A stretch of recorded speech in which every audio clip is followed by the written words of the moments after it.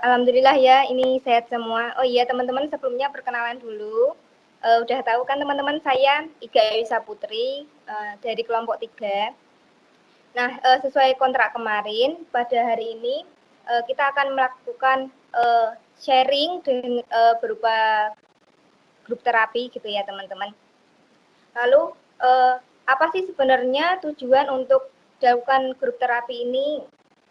Nah, sebenarnya tujuannya ini tuh teman-teman diharapkan dapat mengatasi ansietas teman-teman karena pandemi COVID. Kemarin kan banyak yang mengungkapkan merasa khawatir dan ada juga yang merasa panik sama pandemi COVID seperti itu ya teman-teman. Nah, untuk intervensi yang akan dilakukan hari ini kira-kira waktunya 60 menit teman-teman. Bagaimana, apakah bersedia? Bersedia. Setuju, ya, bersedia. Baik. Baik, terima kasih teman-teman. Saya mau sedikit menjelaskan mengenai sharing terapi ini.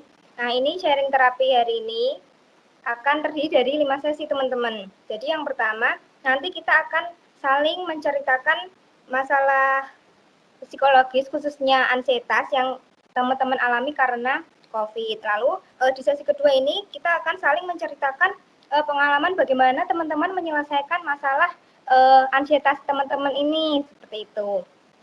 Lalu di sesi ketiga ini nanti kita akan memilih bersama-sama intervensi yang cocok untuk teman-teman. Dan di sesi keempat ini kita akan melaksanakan melaksanakan intervensi sesuai jadwal yang teman-teman sepakati seperti itu teman-teman. Dan di sesi terakhir yaitu di sesi kelima kita akan memberikan dukungan satu sama lain untuk menguatkan gitu ya teman-teman. Dan sebelum kita mulai intervensi pada hari ini, alangkah baiknya kita berdoa dulu. Berdoa dimulai.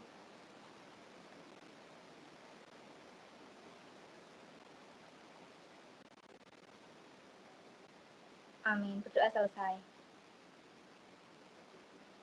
Nah, baik teman-teman.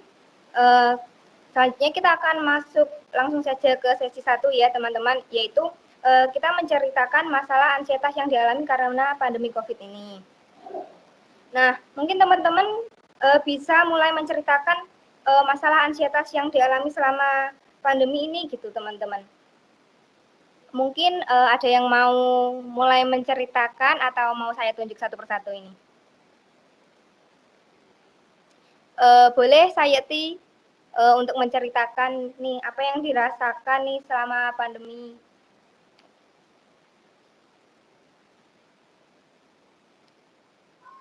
Baik, Mbak Ika, sudah terdengar suara saya? Sudah Sayeti, jelas. Oke. Untuk kecemasan yang saya rasakan selama pandemi ini itu, ini juga karena semakin banyaknya kasus COVID yang semakin tinggi, terus yang meninggal juga tinggi. Nah, kebetulan juga di daerah saya itu ada yang meninggal karena COVID itu. Jadi kayak saya rasanya khawatir, gitulah intinya, khawatir ini gimana kalau nanti tertular seperti itu.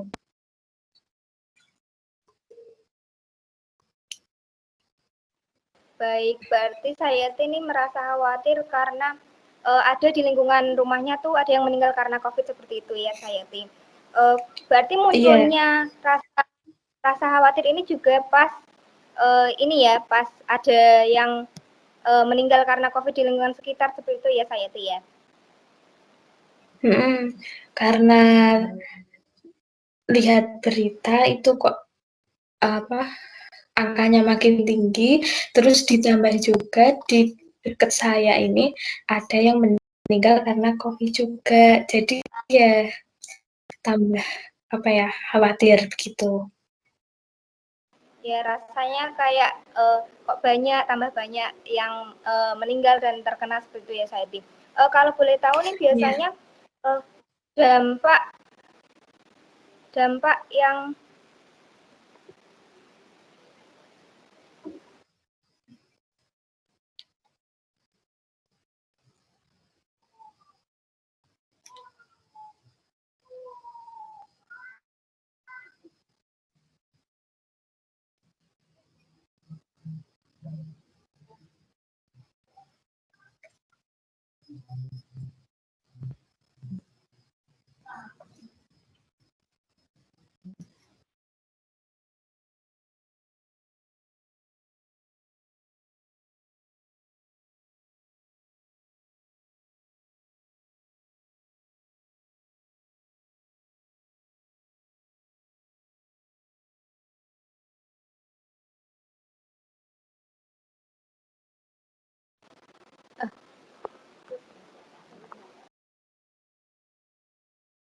Oke.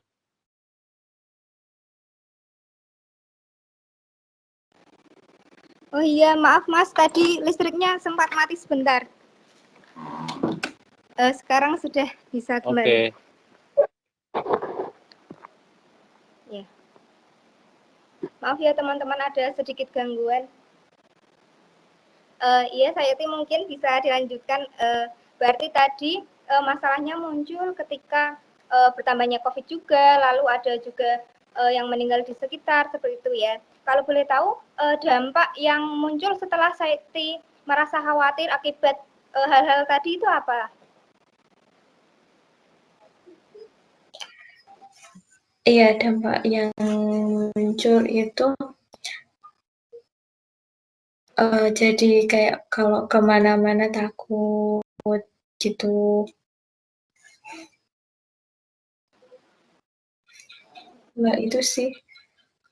Iya, berarti karena ansietas itu saya jadi lebih merasa takut untuk pergi keluar seperti itu ya. Iya.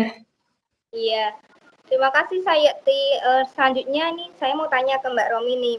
Apa masalah yang dialami ketika COVID nih? Terus bagaimana sih dampaknya dan kapan itu hal itu terjadi seperti itu Mbak Romi? Baik, terima kasih Mbak Iga. Kalau saya sebenarnya dari awal pandemi COVID juga sudah merasakan adanya kecemasan, terutama karena kebetulan kan saya memang posisinya sekarang sedang kuliah, tapi suami saya kan juga bekerja di rumah sakit umum yang ada di Kalimantan. Jadi tentunya ada rasa was-was juga, apalagi bagi kami tenaga kesehatan yang terjun langsung di lapangan. Yang paling saya cemasnya ya seperti itu, karena suami saya harus bekerja di rumah sakit yang notabene juga merupakan tempat yang merawat pasien-pasien dengan COVID-19. Tapi di rumah juga ada anak-anak yang masih balita yang juga akhirnya menjadi kekhawatiran atau kecemasan tersendiri gitu. Terus dampaknya ya jadi lebih Mbak Ika, jadi lebih ini ya, seperti lebih berhati-hati lah seperti itu. Jadi seperti selalu mengingatkan apabila, kalau dulu waktu pas di awal suami kan memang sempat tinggal di tempat khusus untuk petugas COVID ya. Tapi karena sekarang ini karena sudah banyak yang membantu, jadi digilir di roli, akhirnya suami saya pun pulang, karena pulang ke rumah itu justru terkadang khawatirnya lebih ini. Jadi kalau misalnya pas pulang dari rumah selalu saya ingatkan, pokoknya jangan kontak dulu dengan anak-anak, langsung ke kamar mandi, pokoknya baju langsung dilepas disendirikan, siap untuk dicuci, kemudian langsung mandi, langsung seperti itu Mbak Iga. Jadi karena kecemasan itu jadi proteksinya jadi lebih begitu. Jadi lebih melindungi diri, jadi lebih hati-hati dalam melakukan sesuatu, lalu pas Ya, pulang langsung segera mandi seperti itu ya. Iya betul Mbak. Meskipun ya kalau di rumah sakit juga sebenarnya sudah mandi, tapi karena ini juga kemarin kan sempat angkanya sempat meningkat ya Mbak ya, kita nggak tahu di jalan seperti apa. Jadi sampai di rumah pun tetap harus menerapkan protokol yang lebih karena di rumah juga ada anak-anak. Seperti itu Mbak Ika. Iya. Baik, terima kasih Mbak Romi untuk sharingnya. Sama-sama. Mungkin dari Retno nih bisa menceritakan masalah psikologi saat pandemi COVID ini apa sih? Terus kapan biasanya masalah ini muncul dan dampaknya seperti apa?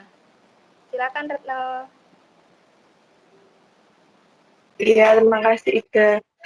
Kalau aku sih ngerasa cemas sama khawatir tuh karena kan belum lama ini kan ada saudara yang meninggal juga karena COVID. Mungkin karena itu ya, cemasnya tuh kayak ngerasa oh ternyata COVID tuh benar-benar apa ya, bisa menyerang siapapun apa walaupun itu orang terdekat gitu loh, Gak. Jadi kayak lebih ngerasa apa ya? Lebih ngerasa apa ya? Cemasnya sih, maksudnya lebih kerasa kalau misalkan kita dengar itu dari orang lain kan kayak masih apa ya, masih kayak belum ngehnya gitu, tapi kalau ke orang terdekat tuh kayak kayak lebih kerasa gitu loh. Mungkin itu sih lebih cemasnya. Terus dampaknya karena itu ya kemana-mana tuh kayak lebih kencang 3M-nya kayak gitu. Jadi kayak orang apa ya, bener-bener nggak parno juga sih, Diperketat. tapi bener-bener diperketat gitu loh. Itu sih, Iya. Gak. Iya, makasih Retno. Berarti ini ya munculnya khawatir tuh karena tadi ada saudara yang meninggal seperti itu ya Retno ya.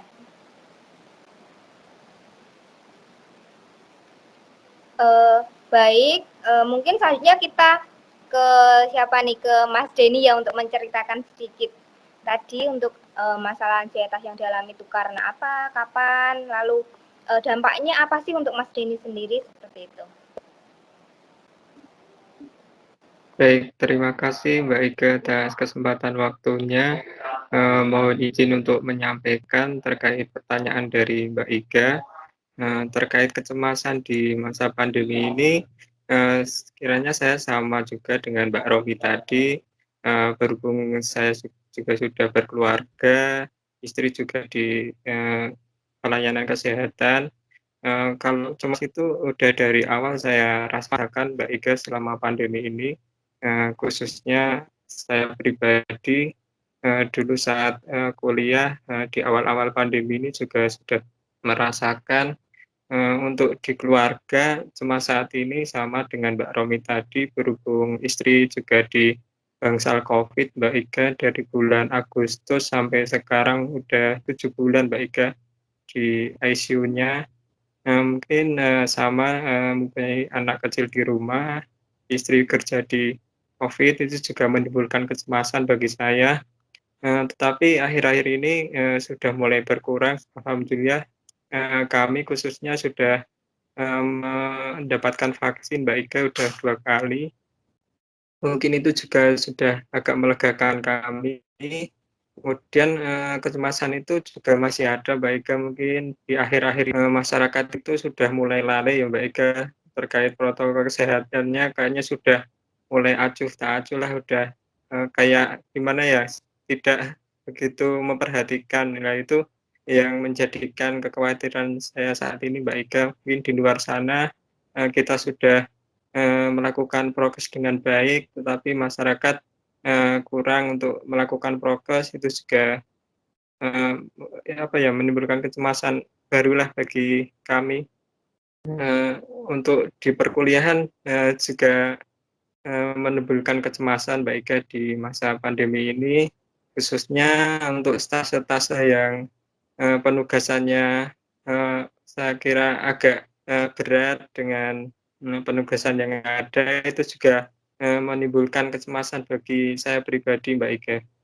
Dampaknya ya kurang nyaman, kurang rileks, kurang tenang dalam beraktivitas. Mungkin seperti itu Mbak Ika, terima kasih. Ya, makasih Mas Denny untuk sharingnya. Ternyata banyak yang dirasakan seperti kurang nyaman. Iya, terus faktornya lebih karena orang lain juga, karena kan sudah yang dari pihak keluarga tuh sudah agak kecemasannya sudah berkurang, tapi melihat orang lain yang tidak patuh sama 3M tuh malah jadi membuat timbul kecemasan baru seperti itu. Mungkin kita ke selanjutnya aja ya, ke siapa nih? Ke Safitri, boleh menceritakan sedikit nih Safitri. Oke, terima kasih atas kesempatannya. Jadi kalau saya pribadi, kecemasan yang saya rasakan waktu COVID ini lebih ke masalah vaksin ya, karena kemarin saya kan nggak bisa ikut vaksin gitu, karena saya punya comorbid. Jadi saya lebih dampaknya ke apa ya, kayak khawatir ke diri saya sendiri gitu. Apalagi kan nanti kita praktek klinik ya. Kalau nggak divaksin kan kemungkinan ya saya harus lebih apa ya namanya, lebih aware gitu, lebih meningkatkan penjagaan diri karena memang saya tidak terlindungi 100% seperti itu. Jadi dampaknya mungkin saya lebih ke apa ya, lebih banyak untuk memperketat sih, kayak menjaga imun saya, kemudian kalau pergi menerapkan 3M seperti itu. Kalau nggak penting-penting banget, saya nggak pergi kayak gitu. Lebih ke kayak gitu sih, Kak. Baik, terima kasih Safitri udah sharing. Selanjutnya nih, buat Mas Idrus mungkin bisa sedikit menceritakan. Ya, baik. Assalamualaikum warahmatullahi wabarakatuh. Waalaikumsalam warahmatullahi wabarakatuh. Ya, kalau untuk saya sendiri memang kalau cemas, ya mungkin kita rata-rata kecemasannya sama ya karena faktor COVID ini. Tapi kalau untuk di daerah saya, alhamdulillah saat ini memang masih zona hijau. Hanya saja memang untuk melakukan silaturahmi dengan keluarga atau teman di daerah lain. Yang buat saya cemas itu ya kita harus berurusan dengan segala macam administrasi. Harus ada apa namanya? Surat keterangan bebas rapid test dan lain sebagainya. Belum juga kita harus berhadapan dengan aparat pos-pos di setiap daerah atau kecamatan yang harus kita lalui. Ya mungkin itu saja sih yang membuat cemas bagi saya. Lebih menurunkan apa namanya ya, kita punya silaturahmi lah dengan keluarga atau orang lain. Iya, karena cemasnya tadi ya, nggak lebih banyak rapid kalau mau pindah ke daerah-daerah seperti itu ya Mas ya. Untuk Ya, itu dampaknya kalau masalah. ke Mas, dampaknya sendiri kalau boleh tahu apa Mas? Ya kalau dampaknya sih ya pasti cemas, stres, bisa sampai ya kepala sakit dan lain sebagainya sih. Itu aja sih. Jadi karena cemas itu malah bisa juga ke fisiknya gitu ya, jadi pusing, tadi Ya. sakit kepala gitu ya Mas ya. Ya, sakit kepala biasanya. Baik, jadi teman-teman nih kita kan udah sharing kapan nih cemas kita akan muncul dan dampaknya apa nih buat diri kita kayak gitu kan. Nah selanjutnya nih kita masuk gimana teman-teman menyelesaikan cemas yang teman-teman alami seperti itu. Mungkin bisa sharing sedikit teman-teman tuh apa yang dilakukan ketika cemas itu muncul, apa intervensi teman-teman yang lakukan untuk mengatasi cemas tersebut gitu teman-teman. Sama seberapa efektif sih intervensi yang sudah teman-teman lakukan. Gitu. Mungkin dari Mas Denny bisa menceritakan intervensi dan pendapatnya tentang efektifkah intervensi yang sudah dilakukan seperti itu Mas. Baik, terima kasih Mbak Iga atas kesempatannya. Mohon izin untuk menjawab Mbak Iga. Untuk mengatasi kecemasan selama ini, dari saya pribadi Mbak Iga, sebelumnya kan kita juga sudah mendapatkan beberapa ilmu terkait cara-cara untuk mengatasi kecemasan. Kalau dari saya pribadi, dari beberapa cara yang sudah dipelajari bersama, saya biasanya itu lebih nyamannya dengan nafas dalam dikombinasi dengan berzikir Mbak Ika. Itu agak lebih menenangkan bagi saya. Kalau dalam kondisi stres saya melakukan cara tersebut, alhamdulillah selama ini agak membantu dan efektif Mbak Ika. Kemudian untuk kecemasan lain dari faktor penugasan, ini cara yang saya lakukan mungkin dengan penjadwalan waktu ya Mbak Iga, mungkin dengan kayak memanage waktu lah. Kalau ada penugasan yang agak sulit mungkin bisa istilahnya itu dicicil lebih awal, kita selesaikan permasalahannya. Kemudian kalau penugasan itu bisa terselesaikan, nah hal tersebut yang bisa membantu saya untuk mengurangi kecemasan terkait penugasan Mbak Iga. Kemudian untuk terkait kecemasan di COVID, mungkin saya ya itu lebih memperhatikan prokes diri sendiri, keluarga, kemudian kalau bertemu mungkin masyarakat di luar yang kurang memperhatikan prokes ya sekedar mengingatkan, mungkin seperti itu Mbak Iga. Terima kasih Mbak Iga. Baik, terima kasih Mas Denny untuk sharingnya, untuk intervensi yang sudah dilakukan seperti itu ya. Mungkin selanjutnya kita ke Sayeti nih. Sayeti, kalau mengalami kecemasan, apa yang dilakukan dan seberapa efektifkah intervensi yang sudah Sayeti lakukan itu, seperti itu Sayeti. Monggo. Ya, Ika, terima kasih. Untuk intervensi yang saya lakukan ketika saya mengalami kecemasan gitu ya. Mungkin kalau ketika saya cemas gitu biasanya saya lebih sering menggunakan nafas dalam. Itu nafas dalam.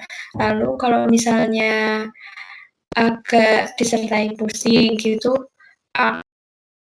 aku lebih sering dengerin musik yang kayak alam-alam gitu, natural gitu. Itu.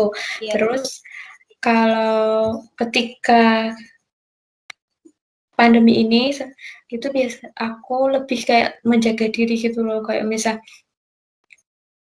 patuh kalau keluar pakai masker, terus habis dari luar langsung cuci tangan gitu, bersih-bersih.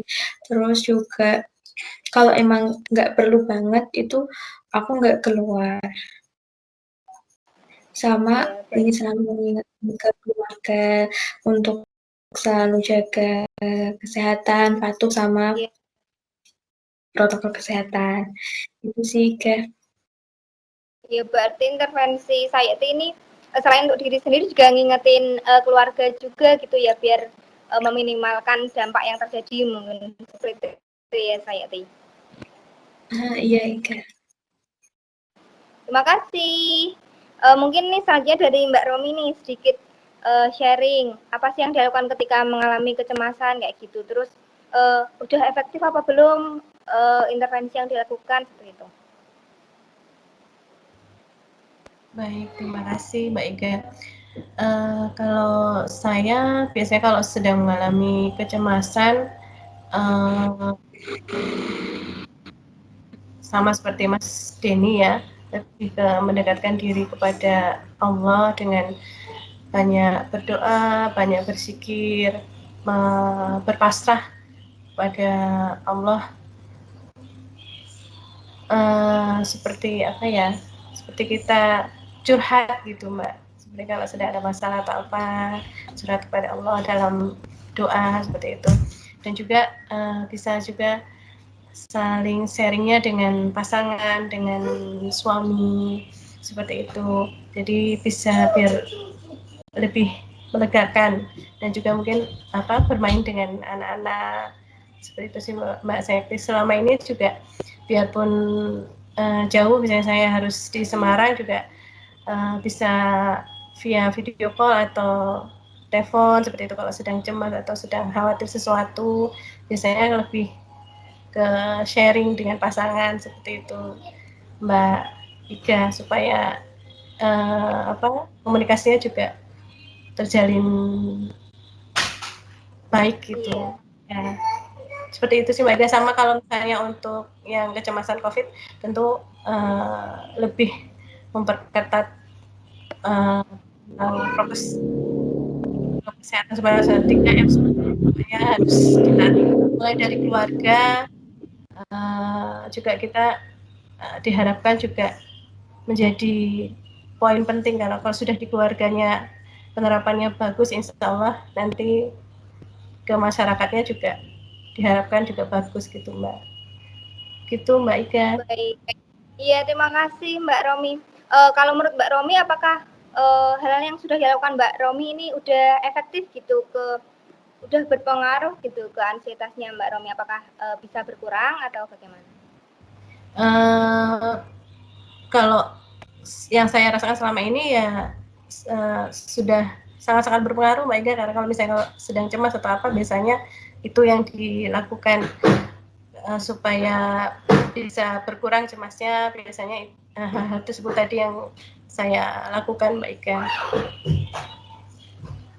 Iya, baik, berarti cukup sudah efektif gitu ya. Oke. Terima kasih Mbak Romi udah sharing untuk intervensi yang dilakukan. Mungkin kita selanjutnya nih ke Retno, bisa sedikit cerita nih hal-hal yang sudah dilakukan untuk mengatasi kecemasan tuh apa yang dilakukan, sama sudah efektif atau belum sih menurut Retno? Iya. Kalau saya biasanya sama sih kayak Mbak Sayekti dan Bu Romi tadi, nafas dalam biasanya kalau merasa cemas. Terus kalau itu juga terapi musik, tapi terapi musiknya bukan seperti yang kita lakuin tadi, mungkin kayak lebih ke dengerin musik sambil nyanyi kayak gitu. Nah, terus habis itu kalau cemas soal COVID-19 lebih menjalankan protokol kesehatannya lebih ketat aja sih. Kalau menurutku sih itu untuk aku efektif. Terus juga mendekatkan diri ke Tuhan juga nggak lupa.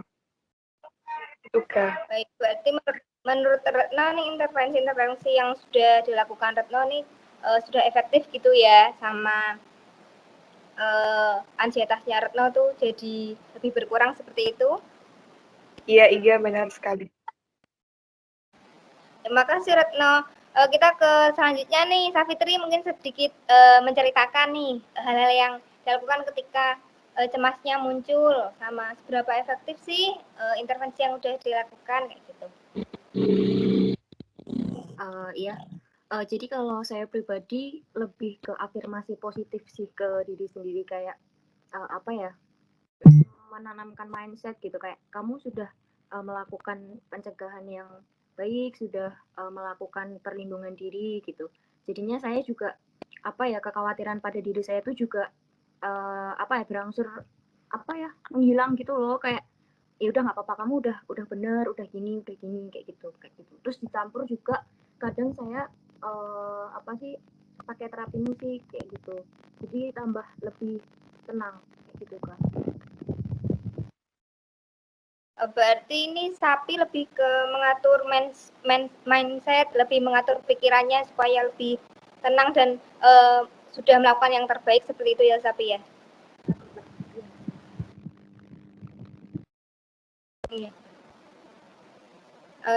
Ya, makasih Sapi untuk sharingnya. Mungkin Mas Idrus ini bisa sedikit menceritakan intervensi hal-hal apa yang dilakukan untuk mengatasi kecemasannya dan sudah efektif atau belum seperti itu. Ya, kalau untuk saya sendiri sih yang pastinya mungkin sama dengan teman-teman yang lain ya, yaitu yang pertama adalah dengan mengingat Allah, sholat 5 waktu dengan sholat sunat lainnya, kemudian dengan berzikir. Selain itu, saya juga melakukan berpikir kritis, artinya memikirkan sesuatu permasalahan itu terus memikirkan solusinya.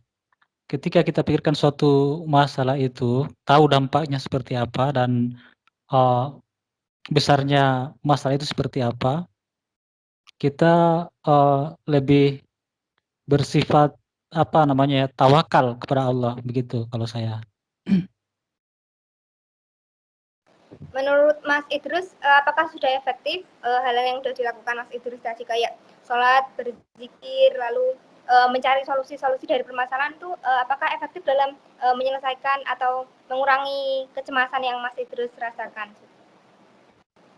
Ya sebenarnya sih tergantung daripada situasi yang dihadapi. Kalau memang cukup berat juga ya terkadang tidak begitu efektif. Nanti ditambahkan dengan hal lainnya baru kemudian efektif. Biasanya sering dengan keluarga atau mungkin istri yang lebih dekat ya seperti itu.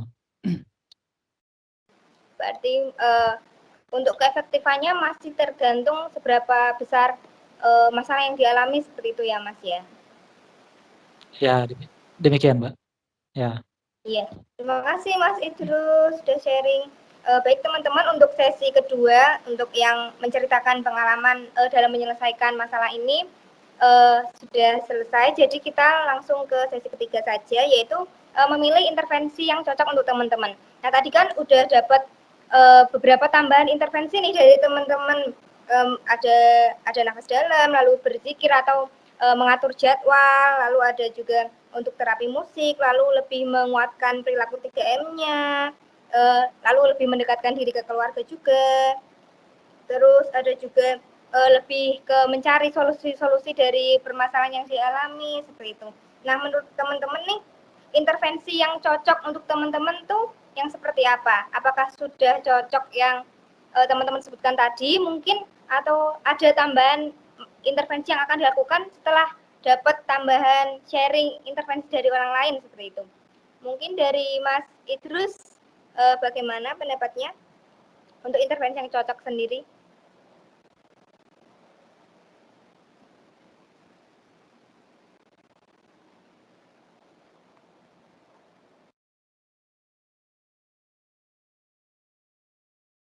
Suaranya Mas Idrus masih di silent. Oh ya, makasih. Kalau untuk saya sih selain intervensi yang tadi saya sebutkan, mungkin ada intervensi lain yang mungkin barusan disampaikan oleh kelompok tadi, yang disampaikan oleh Mas tadi terkait dengan terapi musik dan nafas dalam. Mungkin intervensi itu akan saya coba lagi ketika mungkin mendapatkan suatu permasalahan untuk menghilangkan kecemasan saya. Demikian, Mbak. Baik, berarti untuk Mas Idrus ini mau menambahkan seperti itu ya, menambahkan intervensi musik untuk mengatasi kecemasan yang dialami seperti itu ya, Mas? Ya, demikian, Mbak. Lalu selanjutnya nih kita ke Safitri. Gimana menurut Safitri, apa mau menambahkan intervensi atau merasa sudah cocok nih intervensi yang sebelumnya dilakukan? Monggo Safitri. Nah, ya. Kalau aku pribadi udah cocok sih sama intervensi yang sebelumnya udah dilakukan. Mungkin bisa dipertahankan, ditingkatkan kayak gitu. Baik, berarti untuk Safitri ini sudah merasa cocok dengan mengatur mindset tadi ya, mengatur mindset kalau sudah melakukan yang terbaik dan tetap tadi melakukan protokol juga sesuai yang kebutuhan dari diri Safitri seperti itu tadi ya, Safitri. Baik. Terima kasih Safitri. Mungkin kita ke Retno nih. Bagaimana Retno? Intervensi apa yang cocok menurut Retno buat Retno? Apakah mau ditambahkan dari intervensi yang sudah disebutkan teman-teman atau merasa sudah cocok dari intervensi yang sudah dilakukan oleh Retno sendiri seperti itu?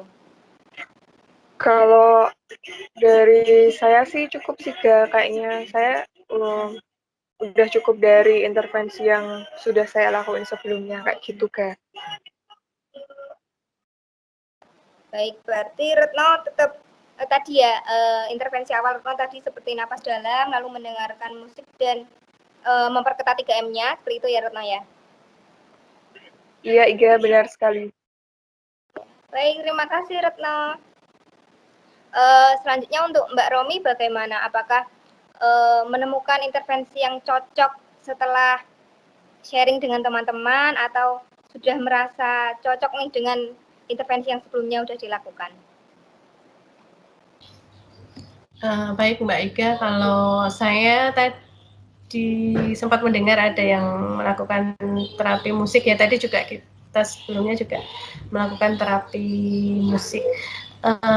Mungkin saya mau coba lah Mbak dengan ini, selain yang tadi saya sudah lakukan, Mungkin saya bisa menambahkan lagi di sela-sela aktivitas saya sebelum tidur seperti itu, mencoba untuk melakukan terapi musik yang seperti sudah diutarakan dari teman-teman. Semoga bisa membantu juga untuk mengurangi kecemasan atau kekhawatiran saya.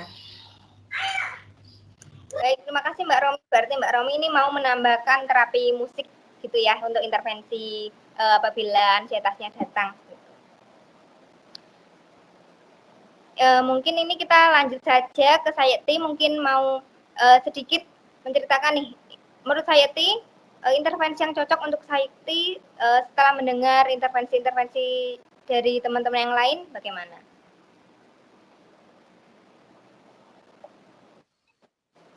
Iya baik, selain dari intervensi yang saya lakukan, yang sering saya lakukan seperti kayak nafas dalam, kemudian terapi musik, dan juga tetap mempertahankan protokol kesehatan. Sebenarnya saya harus juga lebih dekat kepada Tuhan, menambah kedekatan pada Tuhan seperti dengan berdoa, seperti itu Kak. Berarti saya mau menambahkan satu intervensi seperti berdoa untuk mendekatkan diri ke Tuhan gitu ya Sayeti. Iya Mbak Ika. Oke, terima kasih Sayeti. Untuk selanjutnya nih Mas Denny, gimana Mas Denny? Menurut Mas Denny intervensi yang cocok untuk Mas Denny itu apa? Apakah yang sudah dilakukan sudah cocok atau mau mengganti intervensi atau menambah intervensi dari hasil sharing dari teman-teman nih? Baik, terima kasih Mbak Ika. Mohon izin menjawab Mbak Ika. Untuk intervensi, mungkin untuk pribadi tadi sudah efektif, akan saya lanjutkan Mbak Ika. Tapi tadi ada sharing-sharing juga terkait terapi musik yang diajarkan oleh Mas Esan dan Mbak Ika. Mungkin itu juga akan saya tambahkan Mbak Ika untuk membantu mengurangi kecemasan. Saya kira tadi setelah belajar terapi musik lumayan membantu Mbak Ika. Jadi nanti akan saya tambahkan seperti itu Mbak Ika, terapi musik dengan nafas dalam. Mungkin seperti itu Mbak Ika, terima kasih. Iya, terima kasih Mas Denny. Berarti Mas Denny ini mau menambah terapi musik dan nafas dalam seperti itu ya. Baik teman-teman, untuk sesi ketiga untuk memilih intervensi yang cocok untuk teman-teman nih sudah selesai gitu. Jadi kita langsung ke sesi keempat ya, yaitu untuk membuat jadwal pelaksanaan intervensi seperti itu. Nah, menurut teman-teman ini intervensi yang teman-teman lakukan tuh cocok dilakukan berapa kali sih? Misal dalam seminggu berapa kali atau dalam 1 bulan mau dilakukan berapa kali seperti itu. Mas Denny, monggo.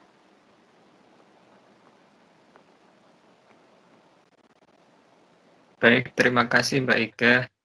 Untuk terapi tambahan, terapi musik nafas dalam itu, kalau dari saya mungkin saya lakukan 2 kali Mbak Ika, di waktu sore sama menjelang mau tidur Mbak Ika. Itu untuk yang terapi musik dengan nafas dalam. Kemudian untuk yang terapi yang sudah saya lakukan, mungkin mengikuti yang sudah berjalan Mbak Ika, yang lebih efektif.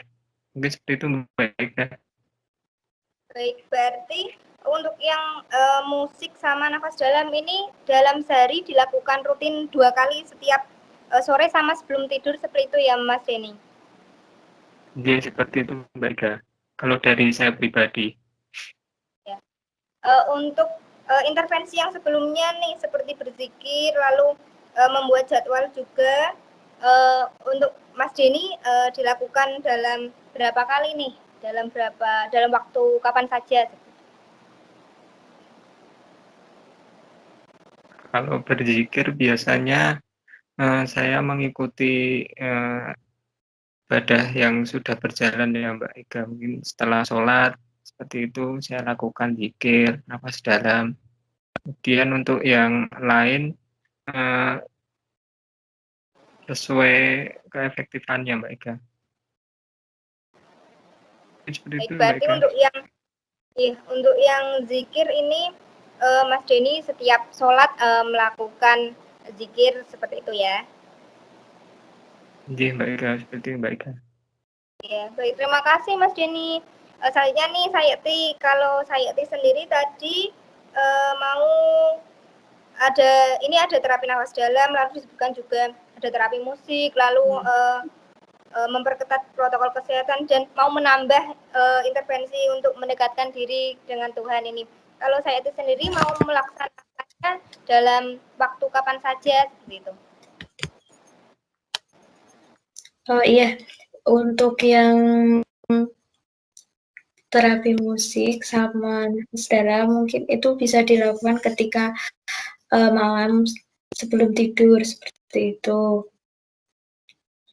Untuk yang menambah kedekatan dengan Tuhan itu bisa saya lakukan beriringan dengan saya beribadah begitu juga. Untuk yang musik sama nafas dalam kan sebelum tidur ini apakah dilakukan setiap hari atau dalam waktu misal 2 hari sekali, 3 hari sekali, atau seminggu 2 kali, atau seminggu sekali seperti Oh iya, untuk yang itu mungkin sesuai dengan apa ya, kondisi gitu loh, misal ketika aku lagi cemas banget, nah aku akan melakukan itu. Untuk rutinnya mungkin kalau seminggu bisa 2 kali gitu. Berarti untuk saya ini seminggu diusahakan 2 kali melakukan terapi musik sama nafas dalam ini ya. Ya. Terima kasih Sayeti. Selanjutnya nih untuk Mbak Romi, kalau Mbak Romi sendiri tadi beberapa intervensinya ada berdoa, lalu berzikir dan mendekatkan diri, lalu sharing dengan keluarga, dan ini mau mencoba juga untuk terapi musik. Ini kira-kira waktu yang dilakukan untuk Mbak Romi mau kapan saja? Kalau untuk waktunya biasanya saya menyesuaikan ya Mbak Ika, kalau misalnya waktu pas datang cemas biasanya saya lebih intens melakukannya, tapi kalau untuk pencegahan saya bisa melakukannya mungkin 3 kali dalam seminggu ya Mbak Ika, setiap sebelum tidur seperti itu Mbak Ika. Kalau untuk yang terapi berdoa, berzikir pada Allah tentu kita akan lakukan setiap kita setelah menjalankan sholat seperti itu kan kita bisa lakukan terapi ini ya Mbak Ika. Kemudian kalau untuk sharing sih kalau saya alhamdulillah setiap hari selalu menyempatkan quality time untuk bisa berbincang atau sharing dengan suami, dengan pasangan saya gitu. Biarpun hanya sekedar bertanya hari ini tadi melakukan apa, hari ini tadi ada kejadian apa yang ditemui, seperti itu Mbak Ika. Biasanya Ya, quality time-nya sebelum tidur Mbak Ika, sama juga. Kalau Mbak Romi ini tergantung intervensinya apa gitu ya. Kalau musik mungkin 3 kali dalam seminggu, lalu berdoa nih bisa setiap hari, dan sharing juga setiap hari, seperti itu ya Mbak Romi. Oke Mbak Ika. Baik, terima kasih Mbak Romi. Untuk Retno sendiri, menurut Retno, intervensi yang dilakukan Retno nih mau dilakukan kapan saja seperti itu? Saya mungkin setuju kayak Bu Romi tadi ya, mungkin kalau cemas lebih sering melakukan kayak nafas dalam kayak gitu. Tapi kalau untuk pencegahan tadi mungkin bisa 4 kali seminggu untuk nafas dalam dan terapi musiknya sebelum tidur juga mungkin. Berarti untuk terapi musiknya apakah 4 kali per minggu juga atau setiap hari sebelum tidur? Kalau terapi musik mungkin bisa setiap hari sebelum tidur sih guys, soalnya emang itu udah kebiasaanku juga. Iya, bagus ya Retno ya. Terima kasih Retno. Untuk Safitri, kapan nih Safitri akan melakukan intervensi yang sudah disebutkan tadi? Mau berapa kali dalam seminggu atau dalam sehari? Silakan Safitri. Iya, kalau aku pribadi sih kayak yang terapi musik dicampur sama nafas dalam itu sebenarnya bisa setiap hari sih, kayak Ratno tadi emang itu udah kebiasaan saya kayak gitu tiap hari.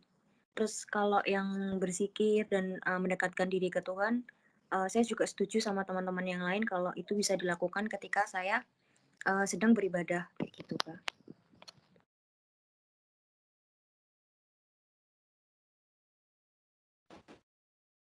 Berarti untuk musik sama nafas dalamnya tiap hari, zikirnya juga tiap hari ya saat beribadah seperti itu. Iya. Terima kasih. Untuk Mas Idrus sendiri, kapan Mas Idrus akan melakukan intervensi yang sudah disebutkan tadi seperti sholat, berzikir, lalu mencari solusi-solusi dari permasalahan dan mau ditambah untuk terapi musik sendiri ini? Ya baik, kalau untuk saya sih kalau untuk sholat dan zikir mungkin sama dengan lainnya ya. Mungkin dilakukan pada saat memang setiap waktu sholat, di mana setiap waktu sholat kita akan melakukan zikir ya. Kemudian yang kedua, kalau untuk memikirkan solusi itu ya tergantung situasi yang datang. Misalkan ada permasalahan apa yang sedang dihadapi, ya disitulah kita akan berpikir kritis untuk menyelesaikan permasalahan. Kemudian yang berikutnya dengan terapi yang saya pilih tadi, yaitu dengan mendengarkan musik, kemudian dengan terapi nafas dalam itu, mungkin saya lebih cocok dan lebih nyaman akan lakukan 2 hari sekali dalam 2 hari. Mungkin seperti itu, Mbak. Baik, terima kasih Mas Idrus, bagus sekali. Berarti untuk sholat sama zikir ini tentu saja dilakukan setiap memikirkan solusi ini tergantung permasalahan yang dialami seperti itu ya. Dan mau menambah intervensi musik sama nafas dalam ini 2 hari sekali seperti itu ya. Ya, demikian. Baik, terima kasih teman-teman untuk jawabannya, sangat bagus-bagus sekali ya. Teman-teman sudah berencana untuk melakukan intervensi ini gitu. Udah membuat jadwal, sudah memikirkan mau berapa kali nih dilakukan intervensi seperti itu ya teman-teman. Bahkan ada yang setiap hari sudah melakukan intervensi. Bagus banget teman-teman. Nah, untuk sesi 4 kita sudah membuat jadwal bersama-sama ya. Lalu kita selanjutnya masuk ke sesi 5 yaitu memberikan dukungan satu sama lain. Mungkin teman-teman bisa saling menyemangati nih satu sama lain atau bisa memberikan kata-kata motivasi untuk kita semua gitu. Mungkin dari Mas Idrus silakan.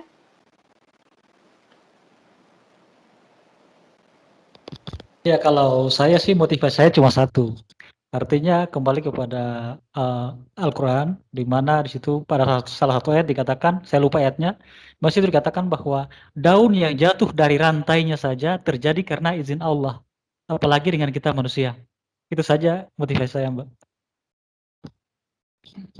Terima kasih. Terima kasih Mas Idrus sekali. Gimana teman-teman nih dapat motivasi dari Mas Idrus nih kalau semuanya kita kembalikan ke Allah gitu dan hal sekecil apapun itu bisa terjadi atas izin Allah seperti itu. Mungkin selanjutnya nih Safitri bisa memberikan kita kata-kata semangat gitu. Monggo Safitri. Apa ya? Mungkin buat teman-teman tetap jaga kesehatan, jaga diri, jangan lupa bahagia, itu sih kuncinya setiap hari ya teman-teman, biar nggak imunnya nggak drop. Jadi teman-teman jangan lupa banyak me time juga di setiap kesibukan atau di setiap kegiatan, jangan lupakan diri sendiri kayak gitu. Semangat! Semangat. Terima kasih Sapi. Aku jadi semangat banget nih. Jangan lupa bahagia teman-teman, jangan lupa me time, jangan lupa memberikan waktu untuk diri sendiri untuk rekreasi kayak gitu. Makasih Safitri, sangat membantuku sekali. Aku jadi sadar bahwa kita harus memberikan apresiasi untuk kita gitu. Ya mungkin selanjutnya nih bisa sedikit ngasih kita kata-kata semangat dan motivasi nih.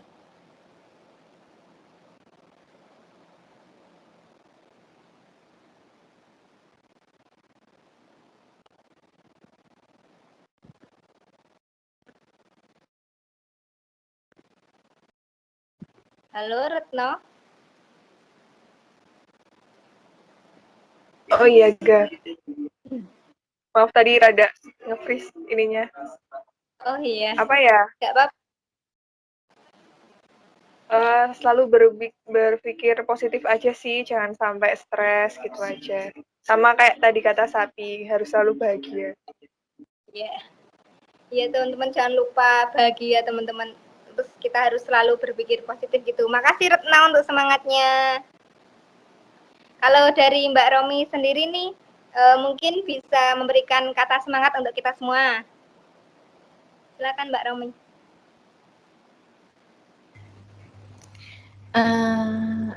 Apa ya?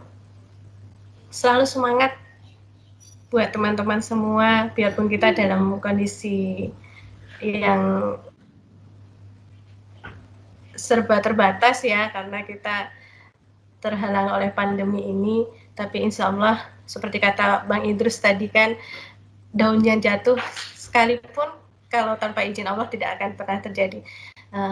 Sama juga ya, kita sekarang ini terutama saya ya hanya bisa lebih berpasrah kepada Allah, kemudian tetap semangat, dan juga betul kata Dek Safitri tadi, jangan lupa care pada diri sendiri. Kadang kita terlalu care dengan orang lain dan juga lingkungan, tapi akhirnya lupa care dengan diri sendiri. Padahal itu hal yang penting ya, karena kalau seandainya kita sendiri mohon maaf, semoga tidak terjadi, misalnya kita sendiri sakit pun akhirnya kita tidak bisa berbuat apa-apa terhadap orang lain dan juga terhadap lingkungan masyarakat kita.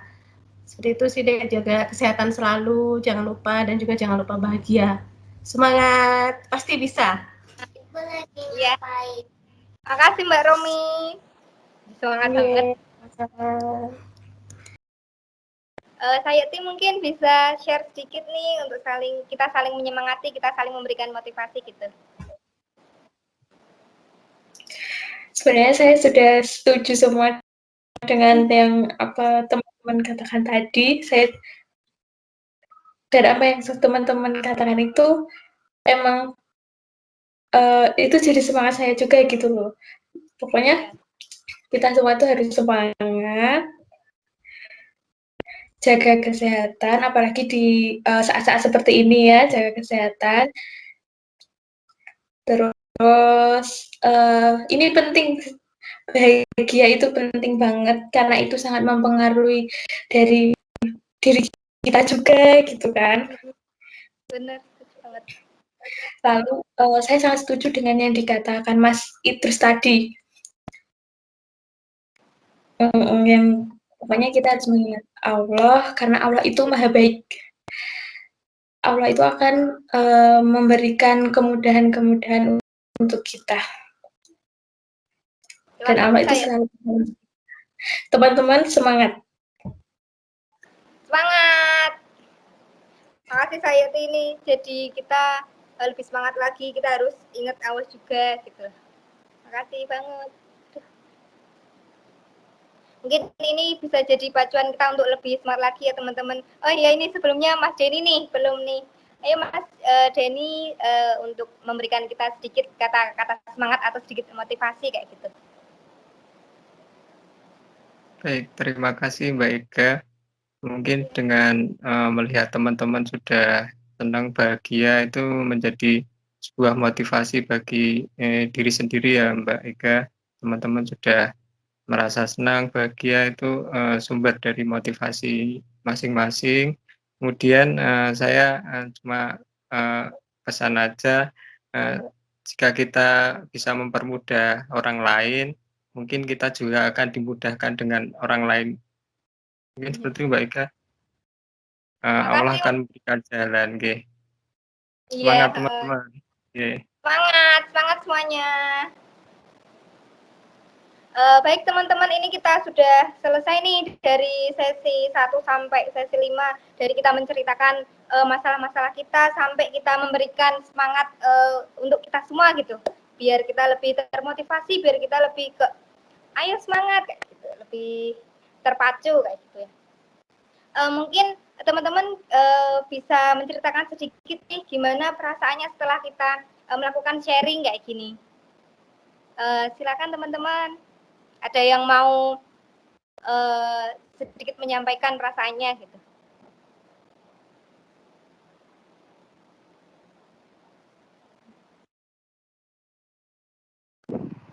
Mungkin aku mencoba ya kayak Ya, boleh Sapi.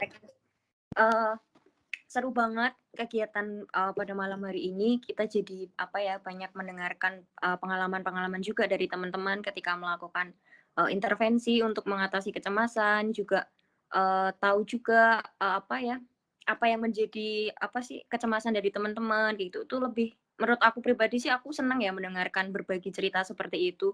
Terus juga tadi yang sesi terakhir mendengarkan motivasi dari teman-teman itu kayak membuncah gitu loh, kayak seneng gitu, kayak iya kayak ternyata yang berjuang tuh nggak cuma aku sendiri gitu loh, teman-teman tuh juga ada gitu berjuang bareng-bareng gitu. Kalau aku mantap banget. Iya, makasih Sapi. Aku juga jadi merasa lebih dekat karena orang-orang ternyata juga saling menguatkan kayak gitu. Mungkin lagi nih gimana perasaannya dari Mbak Romi nih, mungkin bisa sedikit mengungkapkan perasaannya nih setelah kita sharing kayak gini. Baik, Mbak Iga, terima kasih kesempatannya. Kalau saya sih yang dirasa bahagialah, senang bisa dengar cerita-cerita dari teman, sama seperti yang dari Dek Safitri sampaikan ya, ternyata bukan kita sendiri saja yang sedang berjuang, teman-teman juga sama sedang berjuang juga menghadapi apa yang di depan kita seperti itu. Jadi penambah semangat lah. Jadi tidak merasa sendiri. Terkadang kan kalau di masa pandemi seperti ini kan, apalagi kita sedang menjalani kuliah daring, terkadang dengan banyaknya kewajiban yang harus kita laksanakan, selain dari tugas-tugas perkuliahan, tentunya sebagai ibu rumah tangga kan banyak juga yang harus dilakukan yang lainnya. Tapi dengan sharing begini, oh iya, mengeluh itu kan boleh ya, tapi jangan berhenti berjalan seperti itu. Mengeluh boleh, tapi jangan itu membuat kalian berhenti berjalan seperti itu. Kalau saya itu saja, Mbak Iga. Iya, makasih. Saya sangat tersentuh dengan kalimat terakhirnya tadi. Nggak apa-apa mengeluh, yang penting kita tuh tetap terus jalan, tetap terus berproses kayak gitu. Namanya manusia kan tetap pasti ada satu atau dua yang dikeluhkan. Terima kasih teman-teman. Selanjutnya nih aku mau sedikit tanya, menurut teman-teman setelah kita melakukan sharing ini lalu mau melakukan intervensi yang sudah ditentukan tadi nih, menurut teman-teman ansietas atau kecemasan teman-teman ini bakal berkurang atau enggak? Dari Mas Denny mungkin, gimana pendapat Mas Denny? Baik, terima kasih Mbak Ika. Optimis insya Allah berkurang Mbak Ika. Seperti itu. Terima kasih Mbak Ika, Mas Isan. Iya, sama-sama Mas Denny. Berarti menurut Mas Denny ini insya Allah intervensi yang akan dilakukan dan setelah kita sharing-sharing ini nanti kecemasannya akan berkurang seperti itu ya. Kalau menurut Retno sendiri bagaimana Retno? Apakah setelah kita sharing dan setelah kita menentukan intervensi-intervensi dan menentukan jadwal tadi, apakah ansietas atau kecemasan yang Retno alami akan berkurang atau bagaimana? Menurut saya insya Allah juga berkurang sih guys, soalnya kita udah nentuin jadwal, terus kita udah tahu intervensi apa yang menurut kita efektif kayak gitu. Terus kita juga dapat penguatan dari teman-teman yang lain, jadinya kita juga ke-trigger buat memotivasi diri sendiri kayak gitu. Makasih Retno. Berarti menurut Retno juga insya Allah bakal efektif gitu ya. Terima kasih teman-teman. Mungkin ini nih untuk selanjutnya kan tadi kita udah memilih beberapa intervensi dan udah menentukan jadwal ya.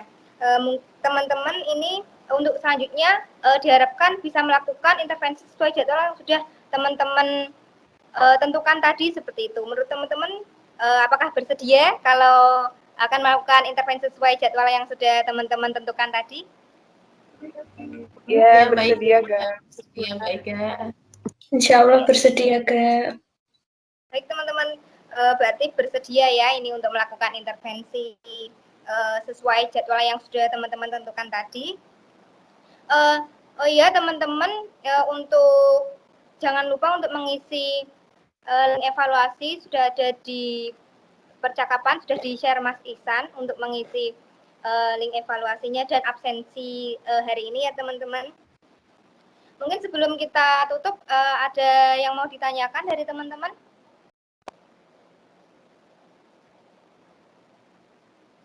Cukup sih, Ga. Cukup ya dari Tidak saya. ada, Kalau Ga. ya baik. Tidak ada Mbak Ika. Nah, Terima kasih teman-teman. Berarti cukup ya, tidak ada pertanyaan. Kalau gitu saya tutup mungkin kegiatan kita hari ini. Mbak Ika, Terima kasih. saya boleh ini bentar nggak menambahkan? Oh iya Bu, mau nggak Bu? Silakan. Atau minta waktunya bentar ya teman-teman ya. Ya, minta waktu Baik, 5 Bu. menitan lah untuk sekalian mengevaluasi, karena semua keperawatan ya, masuk keperawatan. Sekarang kita mengevaluasi seperti apa sih grup terapi itu gitu ya sebenarnya ya, karena belum pernah melihat juga. Jadi tadi yang dilakukan Mbak Ika sudah bagus ya, dari awal sampai akhir sudah kontrak ya, kemudian cuma saya entah kenapa ketika teman-teman kontrak, apakah di keluarga, apakah di komunitas, selalu bilang, apakah bersedia? Emang pakemnya begitu ya? Sebenarnya kan kalau teman-teman datang kan sudah bersedia artinya ya. Dan tidak perlu tanyakan lagi sebenarnya itu ya. Jadinya nanti ini mungkin teman-teman sendiri ya, nanti kalau dengan kliennya yang keluarga atau apa akan terasa kaku sekali gitu. Ya kan? Jadi mungkin kalau kita mau, saya nggak tahu untuk menanyakan apakah kesediaan, mungkin gimana Pak, habis ini ada acara lagi nggak Bu atau apa, tapi bukan apakah bersedia tuh sangat apa namanya, sangat formal ya dan membuat apa ya, pasti bersedia gitu, tapi jadi mikir kenapa ditanya lagi bersedia ya gitu. Ya itu, kemudian kemudian tadi yang saya lihat sudah banyak eksplorasi, cuma dalam grup terapi itu tidak hanya dikembalikan ke masing-masing. Ya kan tadi apa, kemudian masing-masing apa, nggak seperti itu. Tapi di grup ini membuat kesepakatan nih, habis ini mau melakukan apa, dan bagaimana, berapa kali, untuk nanti akan dievaluasi, kemarin dilakukan atau tidak. Gitu kan, mungkin tadi sudah ada yang sudah dengan terapi musik dan sebagainya, tapi kemudian menyepakati misalnya, oh ada sepakatan 4 nih, yang sudah 2 menambahkan lagi 2, yang sudah 3 nambahin 1, tapi ada kesepakatan bersama di situ. Tidak dikembalikan lagi ke masing-masing, seperti itu. Nah, kita kan sepakati ya, mana sih yang paling yang kita mau latih nih habis ini nih, aku kok belum bisa ini ya. Nanti itu, ya jadi tidak dikembalikan ke masing-masing gitu. Kemudian nah sebenarnya tadi ketika kita brainstorming, Mbak Ika bisa pakai layar ya, PPT sambil ngetik ya, apa saja nih yang dilakukan, oh 1, 2, 3, sampai 7 misalnya. Nah dari sekian ini kira-kira kita mau sepakati apa nih yang mau kita gunakan nih. Nah nanti kita bisa, kalau saya dulu pas offline pakai flip chart ya, nulis gitu ya di spidol atau di whiteboard gitu ya, kita tuliskan apa saja sambil brainstorming itu. Tapi intinya dalam grup terapi itu mereka membuat suatu kesepakatan gitu, habis ini mau ngapain nih, ya kan, dan nanti dilatihkan setelah ini ya. Misalnya nih ada kesepakatan, berarti harus ini sebaiknya kita apa yang paling bagus, misalnya di situ sisi lain nih yang agak ekstrim. Oh berarti kita harus belajar minta maaf ya ke orang lain. Ini kan nggak saat ini melakukannya nih. Nanti gimana cara minta maafnya nih? Kalau ini gini, berarti sepakati ya besok kita harus ini ketemu dulu misalnya atau apa. Nah itu nanti yang kita sepakati langkah-langkahnya untuk melakukan itu. Ya nanti ada sesi lagi untuk aplikasi. Dan sebenarnya ketika dukungan itu tidak harus selalu langsung di sini. Nanti setelah ini mungkin bisa saling mendukung. Jadi grup ini satu kelompok yang kokoh tidak hanya ketika pertemuan. Nanti ketika besok pas cemas, aku ketemu siapa ya, ngobrol ke siapa ya, misalnya gitu. Nanti tadi saling menguatkannya tidak harus momen ini. Ketika mungkin muncul kecemasannya, misalnya langsung ke Mas Idrus nih, minta wejangan atau ditenangkan misalnya ya. Atau yang lain, itu bisa tidak selalu di sini gitu ya. Kemudian nah tadi mungkin sebagian teman-teman kebanyakan menggunakan, kan ada 2 ya, ada coping ya, ada emotion problem focus ya kan langsung ke solusinya apa yang menyelesaikan, ada yang emotion focus coping. Jadi kalau yang teman Kak relaksasi, kemudian musik cuma itu untuk relaksasi untuk emosi saja. Tapi kalau kita langsung ke pemikiran kayak CBT ya langsung kita mengolah pikiran tadi ya, ada pemikiran bahwa tadi apa sih? Tadi misalnya, setiap daun yang jatuh tuh pasti atas kehendak Allah gitu ya, itu suatu pemikiran yang harus kita tanamkan. Jadi pas ingat itu tenang gitu ya. Kalau misalnya musik kan kita pas tenang, pas ingat lagi bisa jadi dia deg-degan lagi atau ketika ada yang positif, panik lagi misalnya. Nah ketika panik itu sebenarnya apa yang mesti lakukan itu yang mesti dikuatkan atau mungkin nanti mungkin bisa eksplorasi tadi nilai-nilai yang apa yang kita tanamkan nih yang harus dipunyai semua oleh, anggota ini gitu ya. Nah, itu juga bisa di dalam, ini. Mungkin kalau saya sharing kalau tadi teman-teman kalau teman-teman masih pada tahap cemas atau masih ada yang panik gitu ya, gimana caranya kita sampai pada tahap enjoy dengan kondisi ini?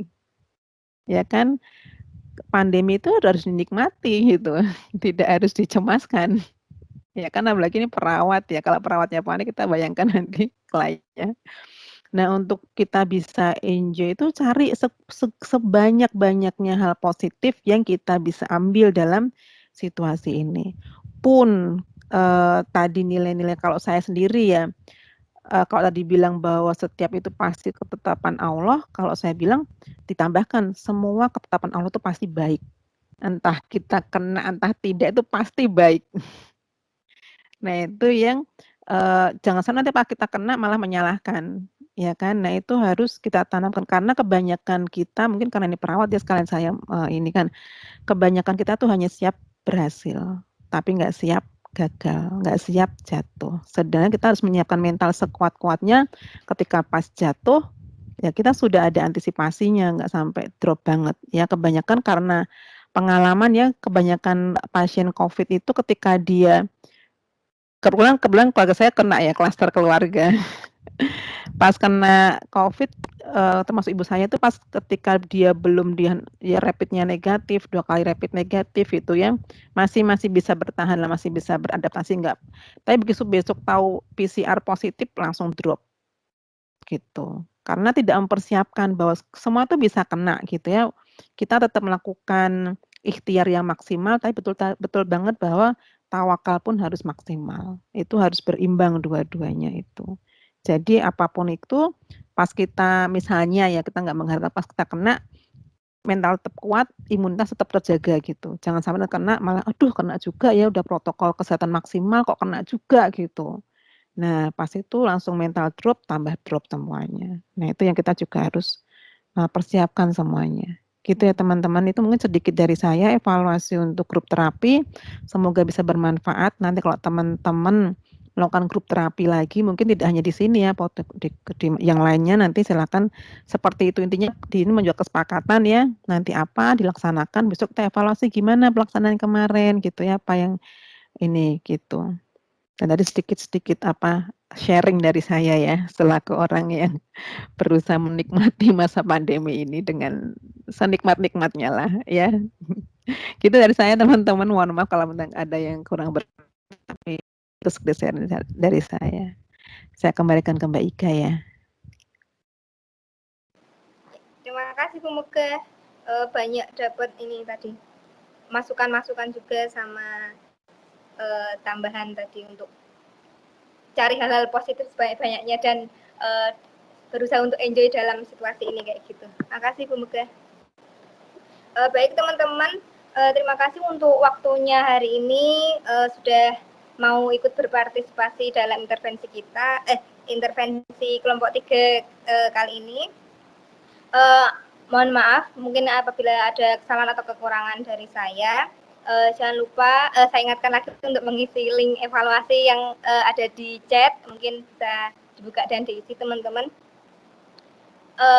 Mungkin cukup dari saya. Terima kasih teman-teman, boleh live. Terima kasih. Oke, izin pamit ya semuanya. Assalamualaikum. Waalaikumsalam. Terima kasih. Waalaikumsalam. Semoga Terima Pak kasih untuk Sesan, Mbak teman-teman Ika, semuanya ya Dinar. sudah hadir. Terima kasih teman-teman Ya, sama-sama. dari habis maghrib sampai sekarang.